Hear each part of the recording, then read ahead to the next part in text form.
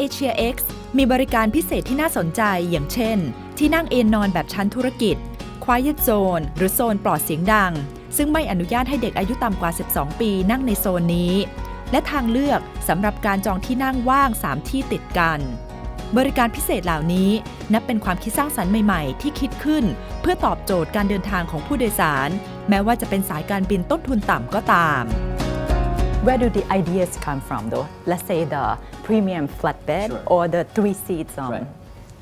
A variety of things, and I think one interesting source for me is the power of social media, because we're a brand and as individuals that are big believers in connecting very closely with customers, and the fact that they can engage not only just with some kind of corporate Facebook account, but they engage directly with me.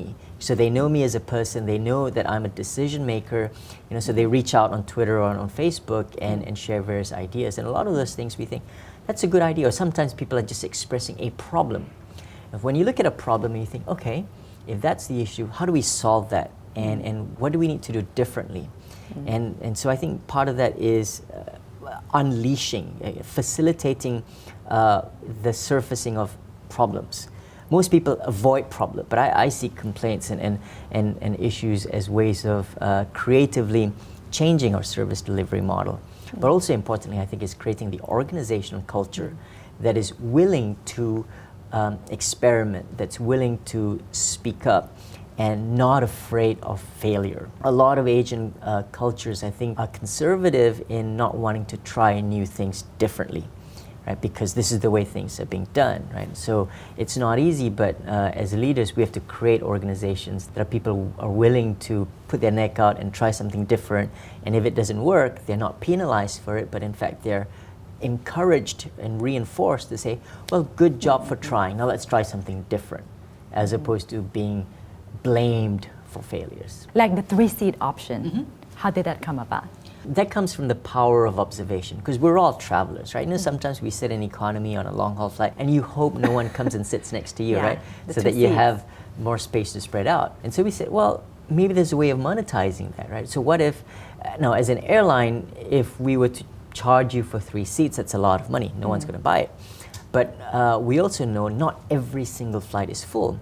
So what if we give you an option? So a small amount, with just a few hundred baht, for a chance, not a guarantee that you get all 3 seats in a row, so that by the time you check in, if on that day we've not sold every single seat, we can assign you the 3 seats. You're happy, we keep your few hundred baht. But if on that day we've sold every single seat, we just refund you back the money. And it's a way for us to earn additional revenue on a seat that would have otherwise flown empty. It would have, it would just been unused. Do you also travel on other airlines to see what other people are doing? Yeah, short answer is I do. Not as much, because now we have a lot of flights to the destinations. But let's say if we have to plan to fly to a destination that we're not currently flying to, and the only way to get there to meet government officials or airport authorities is to fly another airline, yeah, we do. But I think the bigger inspiration for me is other consumer industries. I think whether it's hospitality and hotels and what they're doing, retail, what's happening in shops. So I love, for example, whenever I come to Bangkok, you've got amazing shopping malls. Just walk around, and see sort of a lot of the creative things that are happening and see, well, how could those ideas be translated on board an airplane?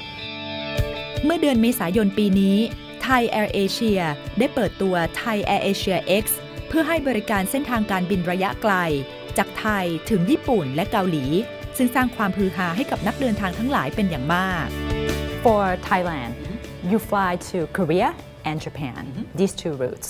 Well, AirAsia X Thailand. AirAsia X Thailand. Why do you pick these 2 routes? Well, I think first, these are markets that AirAsia's already established a footprint. So the consumers in Seoul and Tokyo and Osaka already are familiar with AirAsia.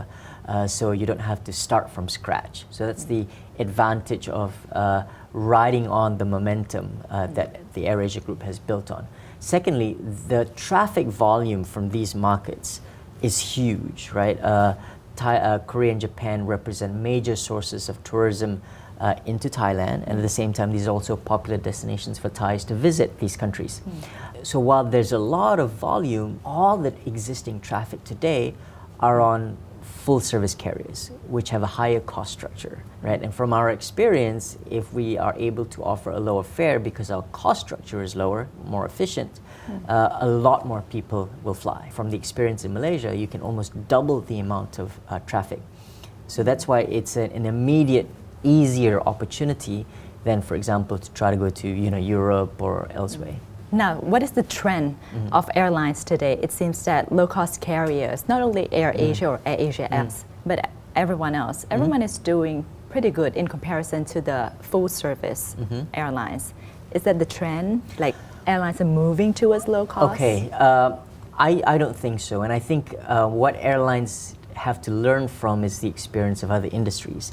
Because historically, airlines, the traditional brands, have tried to serve all customer segments in the same plane with the same service model. Although you have, first class, business class, and you've got economy class, but same aircraft. Now, if you look at automotives, right, whether you've got clear premium brands or the mass market brands, fashion brands from high-end Parisian brands to fast fashion brands like Zara or Uniqlo, they're very distinct. So the key idea is you have to decide, are you a truly premium focused brand, and therefore you create your whole product and service proposition to meet those needs of those customers in an amazing way and be able to charge a premium for it.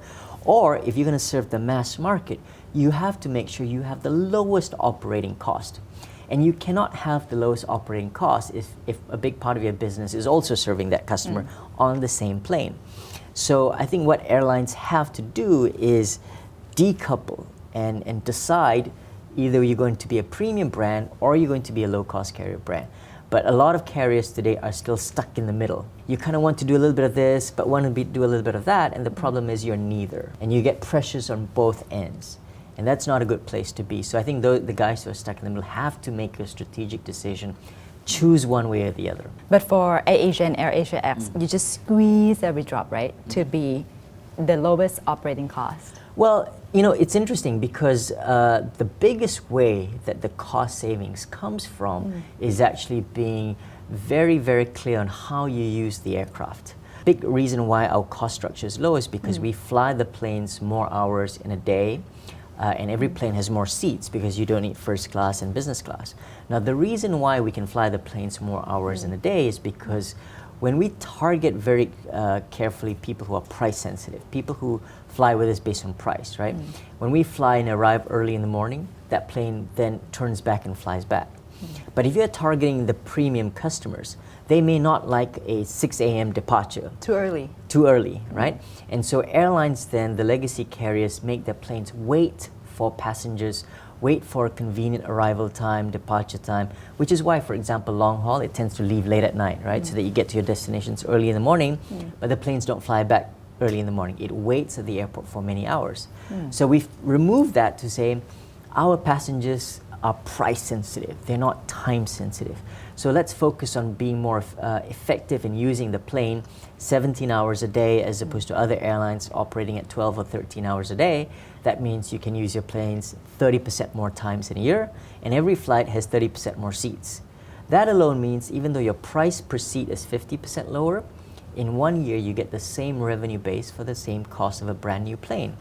So it's not like you're necessarily trying to cut corners or squeeze things here and there. It's just being very disciplined about how you use your aircraft, because that's the most expensive part of your overall operation.